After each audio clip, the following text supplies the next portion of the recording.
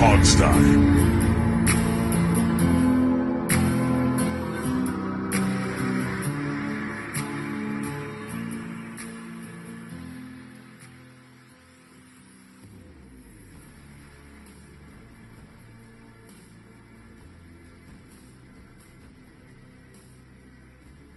Hello, everyone, and welcome to the show. It is full off-season Hog Sty here with you, Alex, Steve, Dave. It's Ash Wednesday, and I only know that because Dave has something on his head.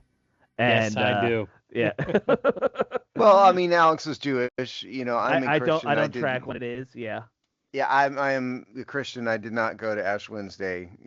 But it is very important to Christians. right, Right. You don't really say Happy Ash Wednesday. That's not the point. But you know, Correct. Yes. Eh, yeah, for those of you know what it is, it's not a Happy Ash Wednesday kind of thing. It's not what it well, means.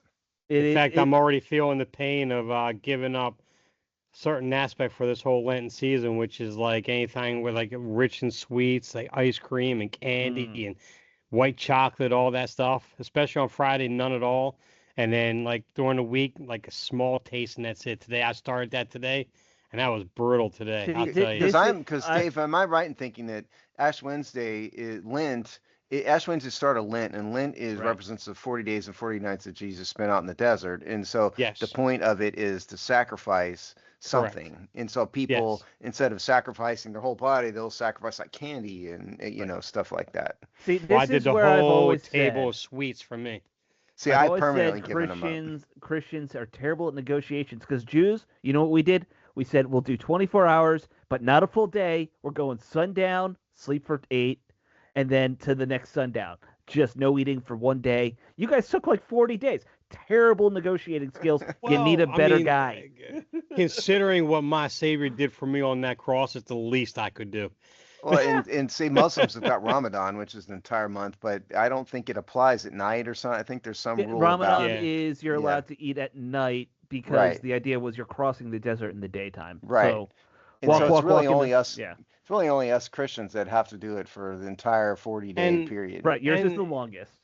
and if I'm correct, when you think of the Jewish day, the Jewish days in essence is really from, like you mentioned, sun up, sundown, Mhm. and then that night. I mean, I'm not saying it doesn't count as a day, but it's counted like it's regarded as something different. Like your actual full day is sun up, sundown, and then you wait for the It's next sun up, something like that. sundown. It's sundown from, let's say it's a Friday because it changes every year. So Right. sundown Friday to sundown Saturday, and then Okay. you have a feast sundown after sundown. Okay. Welcome So to it's the religious reverse. Okay, I get you. comparison, the religious Yeah, All right. comparison yeah, podcast, yes, folks. yes, and then you're good. Everything you did bad, you're forgiven. That's all. Just 24 hours of no eating. You're not supposed to drink water too, which unless you're taking medicine. We made a loophole even for that. We're that good. uh, All right, guys. We should start talking about the team, obviously, not religious practices. Uh, let's start with sad news though, because we had two deaths last week that we had to talk about of former players. This week, another one. Trey Johnson, former guard, I believe former Temple Owl. I'm pretty sure about that. I didn't double You check. would definitely know that, Alex. Yes. But died at 53 down in Hampton Roads area. He was seeing his son play lacrosse, I think it was. He's going to his game, and they haven't said what happened, but he just died in his hotel room, which is just a Yeah, shame. 53 is too young. yes. yeah, it is. So he was a second round draft pick in 1994 for the Redskins. Spent his entire career in Washington with the exception of 2001, and he Hmm. came back to Washington for the final year of his career in 2002. So all in all, that is 9 seasons in the NFL. Made the Pro Bowl and was the second team All Pro in 1999. He was Hmm. certainly one of the established quality plus level starters, on Washington's offensive line at this time. And probably one of Um, the darkest periods of the team's Yeah. run. Well, the Yeah. start of yes. Yeah.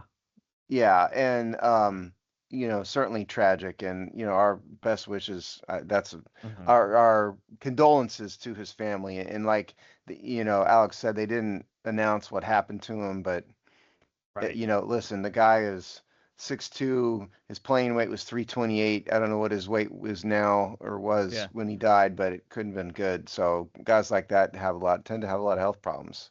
That is true. And the game takes its toll in that respect. Right. Um, Interesting thing I heard about him on the radio when they were kind of talking about it. He went into teaching after his playing career. He was Really? a school, yeah. Yeah. So, Okay. Good for which him. is, yeah, classy thing to do. Just It also obviously he defeats didn't the need the common money. narrative of football players as idiots. Oh you yeah, know.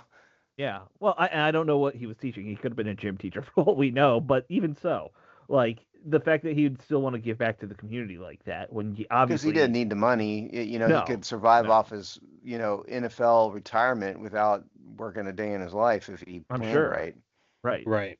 So, If O.J. uh, Simpson did it, Trey Johnson could do it. yeah. That's maybe not the best comparison.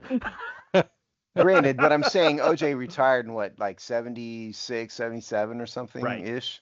Yeah. Forget But the he fact became that he was a murderer. I'm just saying the uh, guy lived was totally unemployable in any capacity and lived solely off of the NFL retirement that right. his the family of his victims could not collect, courtesy of the lawsuit because that's protected, I get what income. you're Right. saying. That's what I'm That makes saying. I'm okay. not That comparing makes Trey sense. Johnson to a scumbag like O.J. Simpson.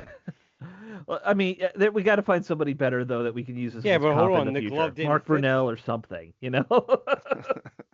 What, Dave? I said, yeah, but the glove didn't fit though. Right? Listen, if you want to do, I could do a whole hour on this. Yes, We the don't glove want to didn't do a fit. whole F. The That was like prosecution OJ. did a terrible job of prosecuting the case. that might Right. have I been the probably would have voted only not guilty. part of that case I actually stumbled upon to see, and that was it. That was the extent of what I watched. That was about it. I remember because I was a little kid when that happened. My grandparents were glued to the TV for that whole thing. Well, I was not an attorney when that case happened, obviously, but looking back on it, the prosecution made a bunch of mistakes. Number Hmm. one, the glove thing is that's a gamble. What you never do being someone who's been to trial, you don't gamble at trial. You only do things that you know the answer to, okay? Hmm. And so if they had made OJ try that glove on before and they knew it fit, then take it. But even that I wouldn't do it because what his attorneys did is they told him to stop taking arthritis medicine and his hands swelled up.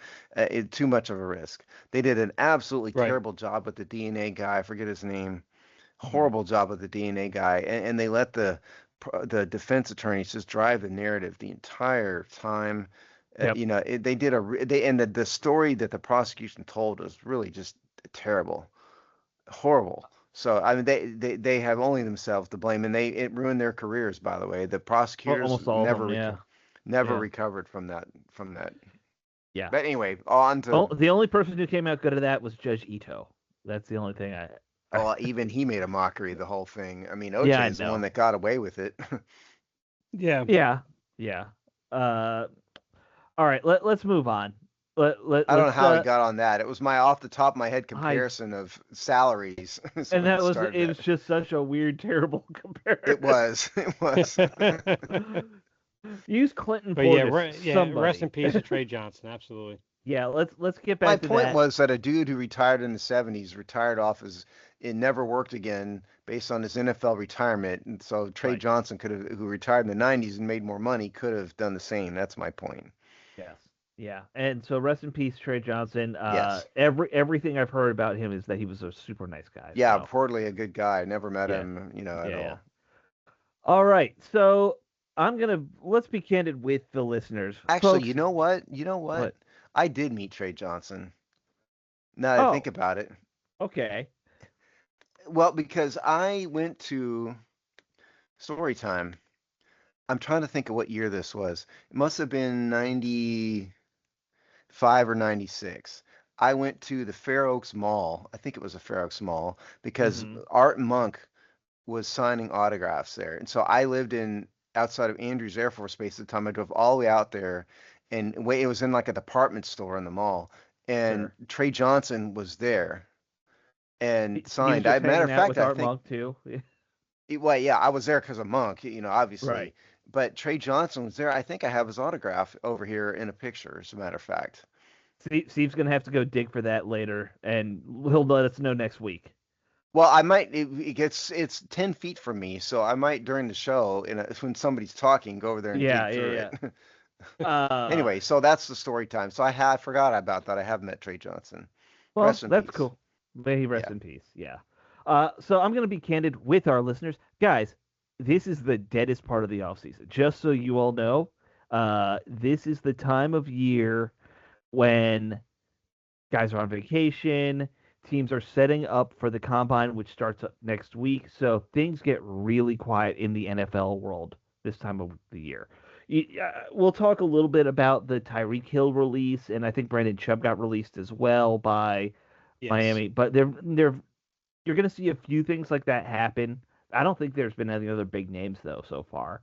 Uh, so this episode, our plan was to really focus on our position group breakdowns for this episode, but we ran into a bit of a snafu. Why can't? What's the snafu, Alex? Do tell. Well, and a snafu, it's a military term, I believe, and it's an abbreviation for something that one of the words we shouldn't say, right? Yes. Situation normal, all fouled up. Right. Fouled is a nice way to redo it. But we ran into a snafu that, well, Dave and I both wrote stories about the same position group. We both wrote articles about the same position group. The thing is, mine is supposed to be published next week, and Dave wrote his for this week. But Yes. Dave was supposed to write about offensive linemen. Well, Dave also wrote about a column I already wrote a month ago, which was Yes. tight ends. Dave, for some reason, decided to do linebackers and tight ends. Well, Because I he was figure looking at his 2025 right. spreadsheet of what he was supposed to write on instead of his 2026. I do a Word Well- document. I send it out to our team every year, and I think Dave probably pulled up last year's document somehow. Yeah. I have a dark document on my computer, but when I had my computer swapped out at work, I thought I saved the right one to the OneDrive at work, and I think I may have saved the other one. But besides, anyway, I figure I might as well beat Alex to the punch on linebackers, and I really thought that we need to do a slightly better, more detailed job on the tight end side. Mine than was what just we terrible, right? Yeah, mine was Yeah. terrible.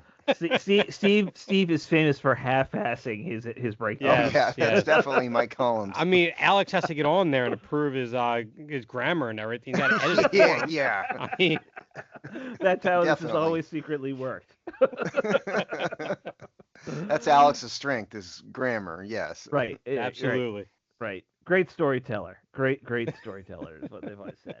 About So Steve. instead of what we were supposed to do, which was draft quarterbacks, which I do have, Right. and then Interior- offensive or- free agent, offensive line, we are Right. going to do linebackers, and then we will move offensive line to next week. Mhm. Sounds good. So all is well, but Right. it's a situation normal, all Sure. messed up. Let All about us- adjusting on the fly. let- Yes. let- Adapt. yeah, Adapt and we're overcome. That's exactly the plan here. And look, here's the thing. In the end, when you screw something up like this, you can fix it. It's not the end of the Does it world. really matter? Yeah. No. Right. We'll manage. If we didn't tell you the listeners that Dave wrote the wrong thing for this week, unless you sat there when Steve rattled off the plan in like 30 seconds. What was that, a month ago that you rattled that up, you put that on the show? Yeah, Like, yeah. yeah, so there might be 3 people, like no one from Tampa and maybe some other people, who just like sat there and wrote it all down. But And kept up with it. Yeah. yeah, Properly. Right. maybe that weirdo NPI, He's back. Not Yes. for long. he's special enough where I think he would remember those mundane nonsense The details. only guy in our comment section who gets banned about, once a month and continues to change his IP address and come back because he can't let it go. For So he's 10 back. years. I have confidence that he will slip up again and we will ban him one more time. Give him time. It's amazing that he's done that for 10 years. I'm actually impressed in a very sad way. It's kind of it's more of a sad way than an impressive way. Oh, I mean, clearly he's seeking for attention, looking to be wanted somewhere. So, I mean, Are we the only group that makes fun of their commenters? No, everyone does.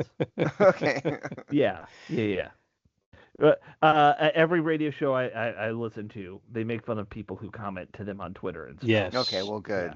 Yeah. Yes. I didn't feel bad about it in the first place, but No. Speaking of commenters on Twitter, though, Steve, good job. Oh yeah. Do you want to get to that? Well, let's do that. We're gonna go all over the place today because why not? Why not? All right. Yeah. Steve, as you all know, loves to make one or two random tweets on the old Hog Sty thing every now and then. And he put out something, and it got a little heat. Steve got a little bit of criticism for it. So somebody named JSRI Football posted a post on X that when I opened it for my once a week thing, this popped up. It says, "True or false? Jane Daniels is still the best quarterback from the 2024 quarterback class despite the down season." So, because again, I love to stir up trouble. And by the way, this is my legitimate opinion here. Yeah. My response is I reposted this, retweeted, re-X'd, reposted. Reposted still. And said, JD had the best season of everyone in 2024, but then fell the farthest. He's the only one who didn't improve in 25, had his weaknesses exposed, and also had injuries mostly brought on by play style catch up to him. Overall, without really studying the others in detail, I'd say probably not.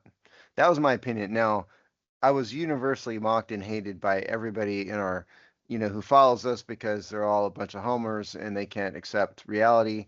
And only one of them had a legitimate, that I looked through the comment. There was a whole bunch of comments here. Only one guy had a legitimate post. I got called a whole bunch of names and everything. Yeah. Somebody named Pharaoh, who's at Orion SLIOS, said he's the only one whose team didn't improve in 25. His 24 team was also the worst. Was also worse than their 25 teams, and he still got the first in the year with far better competition. Context incredibly important for years like that. Fair response. Yeah. All the rest of this is a bunch of garbage. But so you guys what is your opinions on this? And Dave, you said you commented on this somewhere, I guess. Yeah, I made a comment to this guy. He named himself Disco. I talk to him every now and then back and forth where he says that I don't bookmark many tweets, but this one will be. And I will remember and repost with a scathing rebuttal at the end of the season. But that's where I kind of replied to him. He never replied back to me, though. He usually does. I'm surprised. But yeah, I said, well, what's inaccurate about the tweet? I told him I'm one of the biggest Jaden Daniels fans, but let's also not sugarcoat it. Even though the team was bad, team wasn't good. I get that. But Jaden Daniels missed on quite a few throws. He was inaccurate most of the year, and he had a sophomore slump. Nobody likes to speak of the sophomore slump. God forbid you have your future franchise quarterback. I still think he is. That he has a sophomore slump. It's not that big of a deal, to be honest, about what he's done, and he has not looked great this year. When he had the opportunity, when he had the protection, he had the open receivers. I don't know if it's because losing Austin Eckler, he lost the confidence in his checkdowns. Ertz only gave so much in terms of yard after catch and everything, and he lost McLaurin most of the year. Receivers are in and out. I get all that, but the thing is, you still have to look at ball placement, his anticipation, and his accuracy overall, and he was very erratic all year long, period, and that's a fact.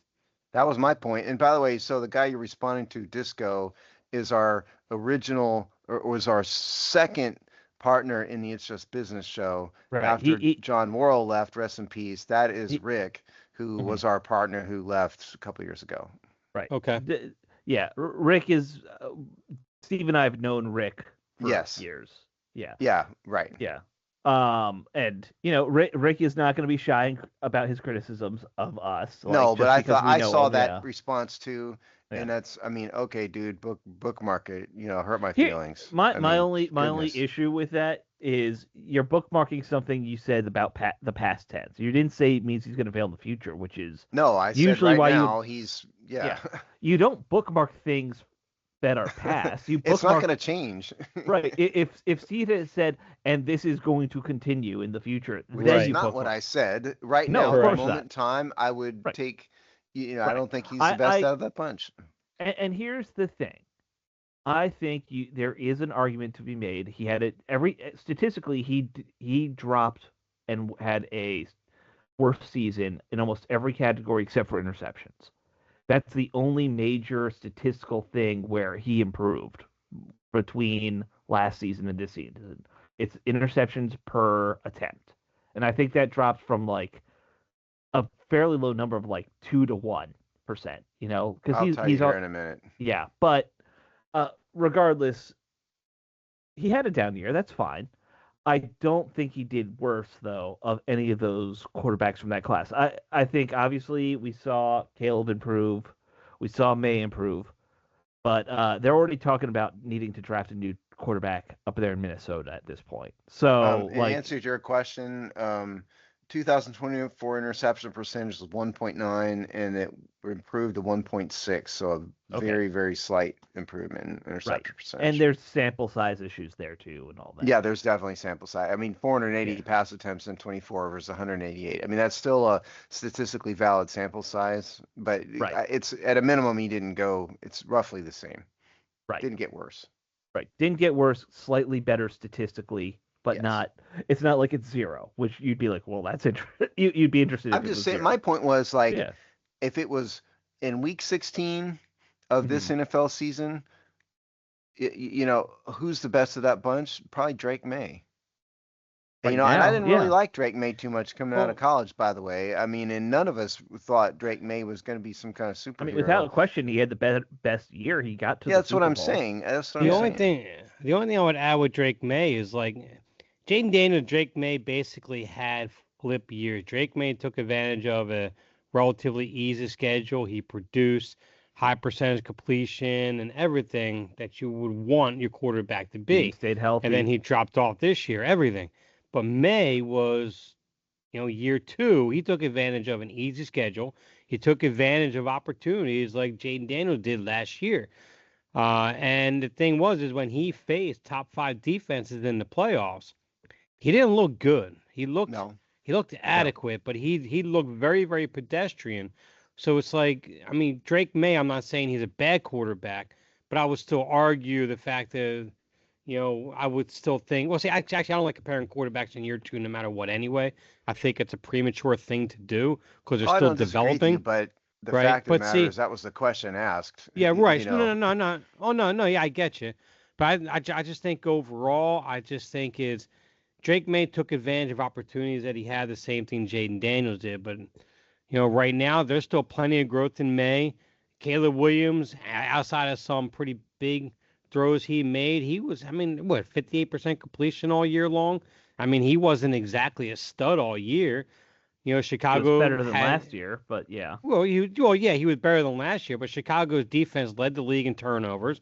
They had I think they had like a plus 26 turnover differential from a year ago. So, I mean, he definitely rode. They didn't, I'm not saying he was a bad quarterback, but Chicago rode mostly their defense going into the playoffs and more so than Caleb Williams. But Caleb Williams didn't make some very, a lot. Right, but Caleb Williams did make some clutch throws through the year. So when I see those 3 quarterbacks, I see a ceiling that's very high for all 3. But I do see a potential floor for all 3 being average.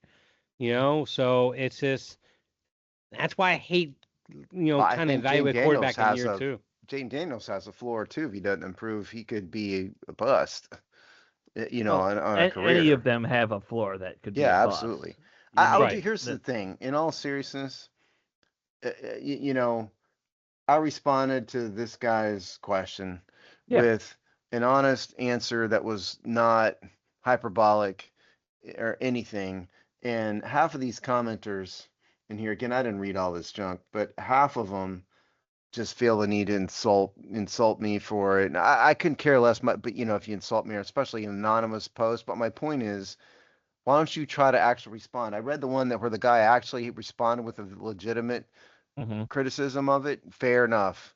Good discussion point. The rest of you who, in very bad grammar, I might add, feel the need to insult. None of them were instead me. of respond. Let me be clear. None of them were me. None of them could write for this site. I have contempt for you people who just write garbage and don't respond to what was a legitimate discussion point. I'm shocked. I'm shocked that all people did on Twitter is be negative and insult people. Yeah, this Yeah, is I know. That's just why I quit an Twitter off year a for couple years Twitter. ago. Yep. It's why I quit Twitter a couple years ago, except for my random posts like this. Right. I mean, I basically just use it on game days for our stuff, and like I don't really follow Twitter that much anymore either. I'll check if something big's going on in the news. It's a good place to go check, see what's going on, but that's about it. Yeah, my yeah. my interaction has definitely taken a pretty big hit too as well, Mhm. for similar reasons that you guys have. So Yeah. It's just a cesspool, a fun little yeah. cesspool run by fun little cesspool And people. the other thing, while we're talking about this, I made 2 posts because this was, I don't know why I was like not busy when this happened, but the Washington team put out an artist rendering of Darryl Green. It was his birth. Was it not Darryl Green's birthday? Was it a birthday post? I saw what you're talking about. Yeah. So yeah, I can't. I don't know why, but if it's his birthday, happy birthday. If not, sorry.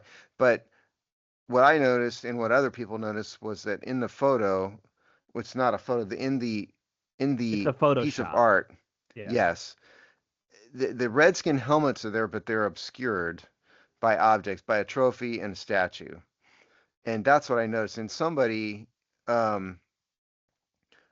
used their own AI to correct it, and who do I attribute to? Somebody named Garrett Phillips redid this image to highlight the Redskin helmets with the logo on it, and so that I appreciated. And shame on Washington for once again trying to bury the true logo of this team. They covered like 33% of it at most. I think you guys are, crying over spilled milk there a little bit. Screw them. I saw both. There's not that. It's not like the stupid thing where they hit it with like what was it, red ribbon in that Doug Williams thing. It years wasn't ago. that bad. No, it wasn't that bad. Granted, but still, God help us if the Redskin logo is prominently displayed. yeah, I didn't catch the original photo. I just caught the one from Garrett. Yeah, that one is different, but Yeah. Dave, I mean, it's got trophies in front of them and the other one. Anyway, we don't need to dwell on it. I just want to throw that out there, and shame on the team for doing that. Yeah, that's pretty pathetic. Yeah. I looked at both. It's conspiracy theory nonsense. That's what I would say. I don't think it was probably even done with any intent. I'll fight you. Oh, hold on, wait a second. I'll meet you in the alley. One? Well, I don't know. I gotta look. When I look at the original one, his left foot is on the Redskins helmet, and you can see the full symbol there. The trophy is covering half of the other one, so it's kind of that's what I mean. I get what you're saying, obscured. Steve, and it should be prominently displayed. Yes. I do agree, but at least it's not completely wiped out because you can It's not see as the bad full as the logo Doug on the Williams one. thing. I get it. It's Right. not as bad as it, but it's still not what it should be. The Doug Williams, and there was one I think they did with Riggins that was really weird. Like they covered his remember that whole one. jersey or something. It was very weird. Oh no, it was similar to Williams. They had like a flag covering the helmet. It was just ridiculous. Yeah. It's certainly not that, and we don't need to dwell on this, but Yeah. since it was out there you go. There have been more announcements about the new uniforms. I could get into that, but we won't. Thank but you. On behalf of everybody, thank you. They're going to get rid of the matte helmets and go to glossy helmets again. That's it. And Okay. Steve doesn't know what that means. No, I don't care what that means particularly. All right. So since we already talked about the quarterback of the team, why don't we talk about the possible quarterbacks they could draft first? Okay. And we'll get into this that. was on me. Yep. So as we've discussed, every year we try to preview the draft class by position group. I usually take quarterbacks because I obsess over the quarterback film, because usually Washington's in the market for a quarterback, and so I spend literally weeks and weeks and weeks watching tons and tons of all the game film I can find from every quarterback, and it's a massive effort. Well, guess what, people? I didn't do that this year because it didn't feel like it. Because Washington isn't going to spend a first-round draft pick on a quarterback. They're probably going to re-sign Marcus Mariota, and they might draft some. It's possible some back of the draft guy to serve as number 3, but even that they probably won't do. So I just Right. summarize them instead. So I'm just going to run through these. Sure. This is in the rough order. And so my point is I didn't watch a ton of film on these guys. No. But I'm just going to run through these quick like. So in order of probable draft. Now, what you guys need to know is there's only 2. This is a very weak quarterback class. There's only 2 that are first round worthy. One barely so. Fernando Mendoza is the undisputed, near unanimous number 1 overall pick, 6'5", 225, out of Right. Indiana. Won every award: the Heisman, the Walter Camp, the Maxwell, Davey O'Brien, all this stuff. His problem is, before this season, he was kind of seen as a day 2, day 3 prospect. He really only had one great year. 2025, 72% completion percentage, 3,500 yards, 41 touchdowns, 6 interceptions.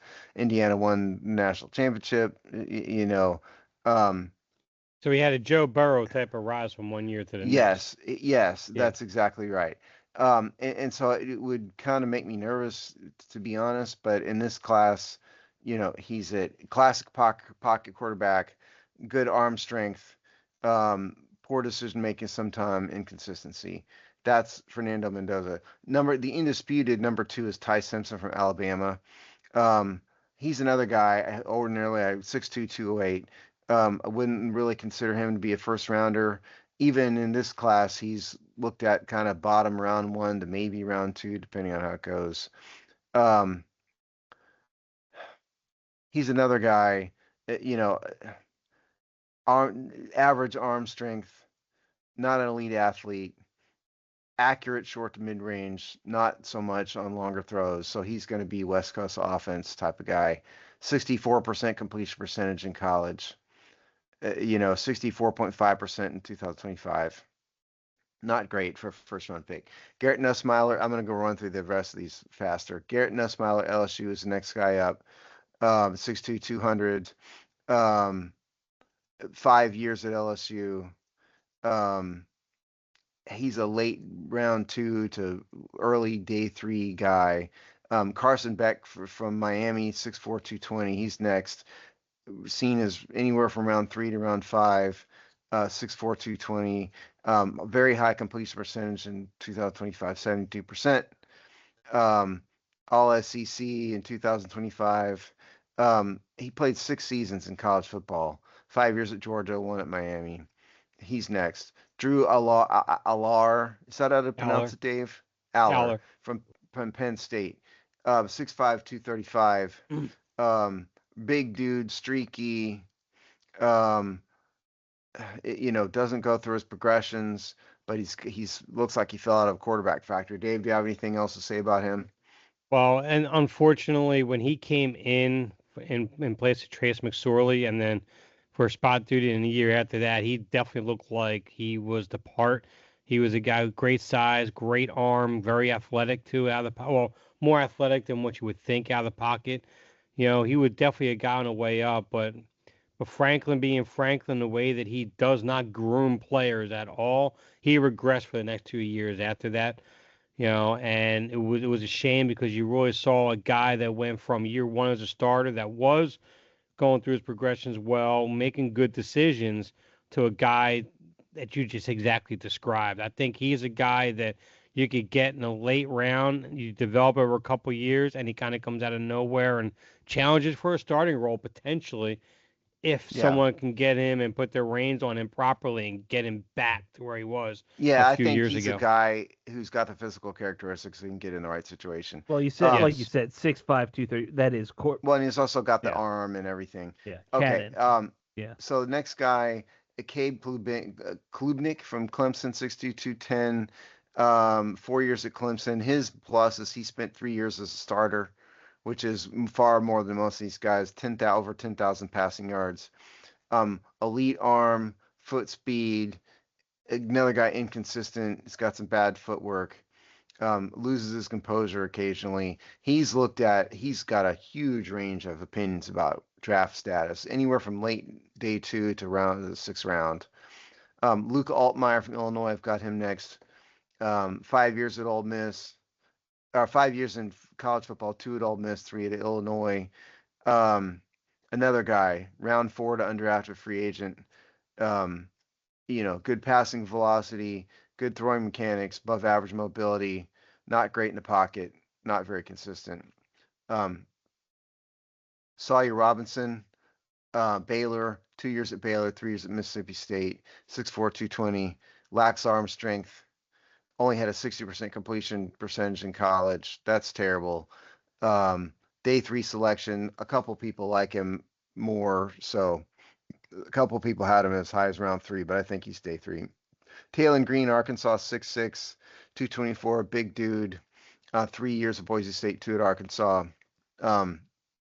Athletic, mobile, strong arm, slow release, way too much time in the pocket, inconsistent. He's day 3. Jalen Daniels, Kansas, 6 foot, 215, short. Who? Jalen Daniels, not Jaden Wow. Daniels. Jalon Daniels, Jalon Daniels. Yep. So we can't draft this guy just because then you have to put like the entire name of both guys on the back of the jersey. Yeah. Now this guy spent 6 years at University of Kansas, so he's there forever. A lot of people go to college for 6 years. Yes. He earned the starting job way back in 2022. Lost 2 years to injuries, so this is his big problem. Also had a pretty low completion percentage, 61, 62%. Athletic, questionable accuracy, injury status. Cole Payton, North Dakota State, 6'3", 233, 5 years North Dakota State, 70% completion percentage, 72% in 2025, 16 touchdowns, 4 interceptions. This guy, think Taysom Hill. This guy is someone who a lot of people don't think he's a starter. He could conceivably he's a dual threat player, conceivably end up playing different things. This is Taysom Hill 2025. This next guy, Joe Fagnano, Connecticut. This man spent 7 years in college football. Unbelievably. Wow. 4 years in Maine, 3 years at Connecticut. Damn, I wasted my Tommy Boy reference already. That's too bad. Jeez, I know. They missed 2023 because of a shoulder injury. He's got to be at least 25 at this rate. Mechanically sound, decent stats. 7th round pick, undrafted free agent. Diego Pavia, so the last one I wrote up.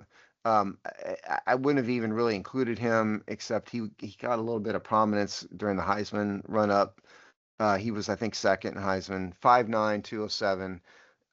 Vanderbilt. He's too small to play a quarterback in the NFL. Yeah, 5'9". No. It's crazy. Yeah, 70% completion percentage. It works at Vanderbilt. And the other guy I mentioned is Trinidad Chambliss. He had declared originally, and then he sued the NCAA for denying him a 6 year of eligibility because of a medical exemption. Got a permanent injunction out of federal court, so he's going back to Ole Miss. So he was supposed to be the number 3 guy in the class. So that is quarterback. And if I recall correctly, I think they tried to find a way of getting that rescinded so he could go into the draft, and they said, nope, no way. Yeah, he is back at Ole Miss. He's not in the draft. So that is quarterbacks. This might be one of the weakest quarterback groups we've seen in a decade. Oh, absolutely. Yeah. It reminds me of like 2013 or what was the year that Cam Newton came out where Newton was like the only decent quarterback. And there's no Cam Newton in this class. Fernando Mendoza is not Cam Newton. Oh, no. But he might be first round pick worthy is my point. Yeah, I think so. He's really the only one who's really a first round pick. And I don't trust quarterbacks in Alabama too much because there's just so much talent in Alabama. And, typically they're not great passers. And like Jalen Hurts was terrible coming out of college and kind of resurrected his career a little bit in Philadelphia. So this is a really weak class. It's an exceptional, we were talking before the show. This might be you look for that guy in the 7th round or an undrafted free agent just to, have a 4th guy on the roster. But like there aren't even guys on here who I'm like, well, they might be able to replace Mariota with X player. Like that. That's how I mean. If a guy like Aller can go down far enough in the draft, I think he's a really nice developmental guy to where you have Mariota for this year, and then if you get something out of Aller, maybe you have him as your number 2 for a couple years, and maybe if he shows well enough, you have a bit of a trade bait, or if something happened with Jaden Daniels, potentially, that's your new quarterback. Who knows? Would you just admit that you just want another Penn State player on the roster? Well, of course, I want another Penn State player on the roster. I mean, Steve, that goes without saying. I mean, come Yeah. on. I mean, really, if they're going to draft somebody, it's going to be to replace Sam Hartman / Right. Yeah. the Right. ghost of Josh Johnson if they brought him back, again. Which please don't. As much as I like Josh Johnson, I don't need to see that show anymore. He didn't do too bad last year. No, what I he know, was. but it's like watching reruns of F Troop. I'm good. I enjoyed honestly- it. I'm good. I think the team would be foolish to draft a quarterback this year. I mean, they have so many other needs. I mean, Yeah. Absolutely. sign Mariota and just hope both Daniels and Mariota don't get hurt again. Right. Yep. Undrafted free agent. Like I said, I don't. You can Yeah. bring 8 of them in. I don't care. Well, they probably will And bring all in eight be better than a Hartman. couple. Yeah. Hartman's Even the not good. 5'9" guy right there, I take him over Hartman. Diego Pavia. Yes. Yes. It's time for Sam Hartman to start that modeling career. I'm with you there. Yeah, really. Football's working out for you, homie. Just go be a fashion model. All right. So I don't know if we agreed to who's going to talk about linebackers, if it's Dave or I, since we both wrote the whole thing up. Well, Dave. Tell you what. No, tell you what. I'm thinking of a number between 1 and 10. The person who gets close to it gets to talk about it. So, Alex, you go first. What number do you pick? Between 1 and 10. I'm going to go 7. Okay, Dave? 8. 8 was the number. Dave gets to talk about him. I should have known Steve's love of Rex Grossman. That's not it. All right, Dave. Why don't you go ahead? You can take the lead. So let me set this up. So this is free agent class. We do this every, leading up to the start of free agency. We've gone through a couple of them. This week it was supposed to be offensive line. We've transitioned to linebackers. So Dave's going to cover linebackers. Okay. So feel free to talk anytime. Well, I'm trying to. No, but I think this is one of the very crucial positions for this team coming into this season, and they're not going to be able to fill all the needs through the draft. And there's some talent out here that you can actually help build this roster with. A roster and a defensive unit that was ranked 22nd in points per game average, 26th in yards per play, 32nd in total yards per game, and they were ranked 31st in yards per rush. I mean, this was a bad defense this year. There was no doubt about it. And and on this list, I left off guys like Demario Davis, who's 37 years old, Alex Anzalone, who's 32 years old, and Matt Milano, because I think the focus on this team has got to be a linebacker that you can get on for a 3-4 year type of deal, a linebacker that you can build, with Jordan McGee and whoever else they draft for, and try to get something that's going to be solidified over the next few years. So one of the first names that I have on the list would be Devin Lloyd, 27 years old, and he is a physical and athletic linebacker whose biggest attribute is his ability to cover an open space. He was a very good off-ball linebacker this year, to include a 99-yard interception return for a touchdown. He also is a productive downhill linebacker, averaging 118 total tackles per year, although this past year, he only had 81 total tackles. I think he played a lot more in coverage this year, so that kind of took effect in terms of his total tackles for this year. And so he's a guy that I think you could pair him very well with a Jordan McGee in hopes that Jordan McGee could take that next step going forward. He's a guy that you can sit there and position to where whoever you draft as a linebacker, you can groom behind him. And now his projected annual salary is about $20 million per year. So that's average annual value. Just average annual that's value, not yes, cap yes, hit. right. Yeah. Right. Correct, yes. And I get that from Spotrac. So I don't know if you guys have anything on him. You going to add to, or? I mean, he's going to be the biggest name in this group. Yes. He's young. He's 27, like you said. If the Jaguars are dumb enough to let him go, then yeah, go for him. By all means. Sign him. I mean, although Washington has Kane Medrano, I don't know why you'd want to spend a lot of money on a linebacker, but if you're going to, yes. Well, so speaking of who they have and had, they're gonna have Luvu next year, who's 30. Yeah. They're gonna have McGee 25, Medrano 25. That's really like they have some other guys back of the roster guys. And truthfully, Medrano's a back of the roster guy too. We all know that, but we like to make he's a Hall of Famer. Yeah, he's Hall of Fame 50 snaps a game or a year guy. And the guys you didn't mention, so DJ Johnson, Ali Cahoe, Jordan McGee, Kane Medrano, Nick Ballore, who's really just a special teamer, and Frankie Louvu. That's the linebacker group currently. Right. Yeah. Yeah. By the way, one thing when I was writing this up that I didn't realize, did you know Wagner and Luvu played more snaps on defense than anybody else? I did know that. Yeah. Yes. Well, you knew that. I'm kind of talking to our audience. Oh, okay. Sorry. Yes.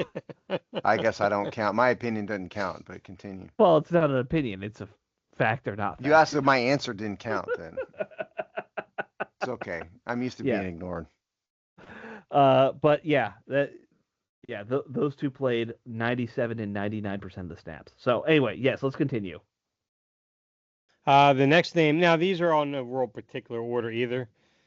But Quay Walker, 26 years old, is the next on this list. Now, he's not a overly athletic guy in terms of being able to cover an open space. He's not going to be because he tends to have inconsistency in his vision, his reaction timing in the passing game will be a liability, but I do have to recant kind of what I said. He does have a lot of athleticism, which is where he allows for excellent recovery ability in terms of when he finds himself out of position on a pass and play.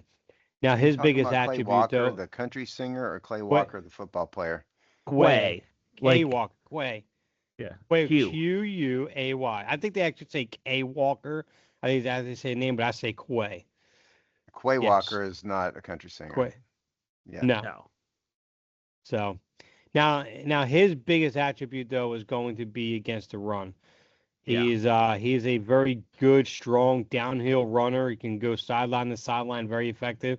Averages 117 tackles per year. He's had 9 sacks in his career to this point. So he is a very athletic quarterback. He's very valuable against the run. He will be a bit of a liability in pass coverage at times, but he has a speed and acceleration to make up for any kind of delay reaction time he may have. This is the guy that I think a lot of fans want just because he is very young compared to some of the other free agent linebackers. And a reliable starter. 100 tackles every season. And a young start is what they need. I mean, my column this week was kind of a hodgepodge of random thoughts a little bit and like just what the hell happened over the past 3.5 decades to get us to this place. But part of it, what I said in that is, the team has got to stop bringing in old dudes because if you want to build something that's successful for the long term and really rebuild a fan base that's been just devastated, you don't do that by bringing in 33-year-olds. You do it by bringing in the Quay Walkers of the world, in all seriousness, who are in their 20s, who can be there for years and the fans can relate to.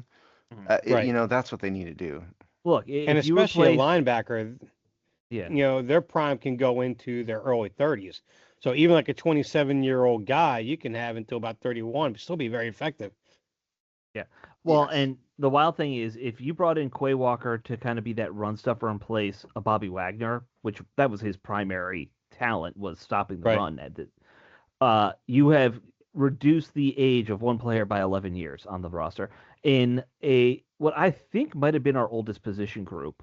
I don't know if we ever broke that down, Steve. No, I'd have to put last year's chart to figure it out. I don't feel like doing it. But no, I know you don't feel. It definitely the youngest of the three starters was Frankie Louvu at 29. So like, Oh, the starters off the top of my head. I mean, yeah. I mean, the oldest starter is probably Zach Ertz. You think? Well, I guess it depends on how you count Von Miller too, because he's a rotational guy, I right? didn't Like, count Von Miller as a starter. yeah, yeah. But all those guys are up there. Like Yes. Wagner, Miller, Luvu's no spring chicken now. He's gonna be 30. But anyway, yeah, Quay Walker would definitely be captain of the youth movement right there. Right. Yep. So, Mhm. and Run through the rest of next them. I have on this list is a guy that I'm not really particularly fond in, but he's getting some push by some teams, and Dallas being one of them. Is Devin Bush is 27 years old. He had a pretty big resurgence in his career this year, because for the last 5 years after his rookie season, he's had some rather mediocre seasons. This past year, he totaled 125 tackles, 2 sacks, 3 interceptions, with 2 return for touchdowns, plus an additional 8 pass defenses and 2 forced fumbles. Now there's a lot of hype around Bush's offseason, and Washington will have to pretty much determine if last year was more of an aberration, or if that's really where Bush is going to be at. And if you're looking to take that kind of a risk, are you willing to pay almost nearly 9, possibly 10 million average annual salary for a guy that may have only just put up a really great year because of a contract year?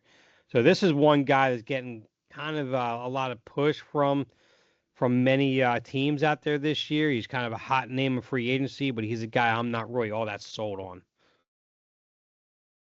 All right. Anything you want to add, or Yeah. no? Okay. Keep going. No, I don't Yep. know. Now I the mean, one. no. Okay. Well, I'm going to cover one more name, All right. and that would be Nakobe Dean at 25 years old. This is a guy who, in his time in Georgia, was as healthy as you could be, reliable, played 36 games in 3 seasons. But it wasn't until the NFL when he started having some injury issues, where he came in with a torn pectoral in his rookie year. 2023, he had 2 stints on IR for injury for a Lisfranc foot injury. But if he is healthy and he maintains that health that he had in Georgia, you're talking about a guy who could potentially become a perennial Pro Bowl caliber player at the age of 25 years old. This is a very high risk but high reward type player. The guy that can definitely be one of the anchors in the middle of that defense for many years to come. So this is probably my favorite name in the Kobe Dean and I don't see Philadelphia re-signing him. So he's going to be available, and he's a guy that, for me, for average annual salary of 8 million a year, I'd almost take a swing at him. At least give like some sort of an incentive laden contract, or an escalating contract, if they do that in the NFL at all, to where if you stay healthy and you maintain so many starts, guarantee money kicks in for the next few years or whatever. Well, However so you that can works. put incentives in these contracts, that, there's, we call it a hard to reach incentive and an easy Right. to reach incentive. And the ones that are easy to reach discount as salary. And you Yeah. could put something in there if you wanted, like start X number of games could be an incentive pay. Yeah. Mm-hmm. Yeah. So, And but I think that, Kobe Dean is a guy I've thought highly of in the past, and yeah, considering this stuff. And so I think you're probably right about him. Yeah, yeah, and value-wise, he's going to cost you a fraction of what a Devin Lloyd will, yep, Yes. if he's absolutely, healthy. and 2 years younger. Yeah. Yep. Devin Lloyd is the huge name on here, though. Isn't that the case? I mean, Oh, of of all course. these names. Yeah. Yeah. Of course. And one name I'll throw out there, just since you've gotten your big four up, um, Kenneth Murray, who's been a journeyman with the Chargers, Titans, Cowboys. He starts for every team he plays in. I don't think you would take him in here to be like a star featured player, but he could be kind of that fourth guy, a rotational guy that you bring in because he's just a volume tackle guy. Like he Right. gets 100 tackles a year, no matter what. Even though he's not a stud, someone like that could be of use to replace more like the Von Miller role, to be Yeah. that third rotational Yeah, I think that's guy. the role for him. I mean, he's not Yeah. a starter, but he could play a role, certainly. Right. Yeah. And his team will absolutely need something like that too. Absolutely. They need probably 3 linebackers at this point. Their linebacker group is really a it's terrible. They now. they have got to hit on this group this year. I mean, there's no ways about it. I don't care what the defensive line does. I don't care how good these corners could potentially be. This linebacking core has got to improve. Yeah, it's atrocious. And when I say they need 3, it's because I think, regardless of what they might do in the draft's a gamble. You don't know if you'll come away with an edge rusher or a linebacker or a safety or whatever you want to go defensively. So, like, bring in a guy like a Murray, bring in him along with a Walker or a Dean, and at least then you have a stable linebacker room for the year. Yeah, that's kind of my thinking. They need to be very proactive. Anyway, so that linebackers, it'll be interesting to see. I hope they are active in that market this year. Let's see. Last topics we have on here. Do you want to cover that weird tweet about Jane Daniels that we saw? I don't know how legit I mean, Jane that Daniels said something like positive about Philadelphia fan base, which pissed people off. But I mean, what he was saying was, and I make fun of Philadelphia a lot because it's really easy and they deserve it. But I mean, what his point was that Philadelphia is a passionate fan base, and he's right about that. The way they direct their passion is what irritates me, but they're a passionate fan base, and that's all he was saying. So just relax, people. It's not a big deal. Doing cocaine off a child's head at a sporting event is not the good way to have passion. Well, throwing batteries at Santa Claus, no, but right. But also this vomiting on a child because they were wearing the opposing team's jersey, not a positive thing. Right. Passionate, not positive. I mean, there's a reason why the vet had a judge on duty and so on everything. So let me explain from the lawyer's perspective what Dave is talking about.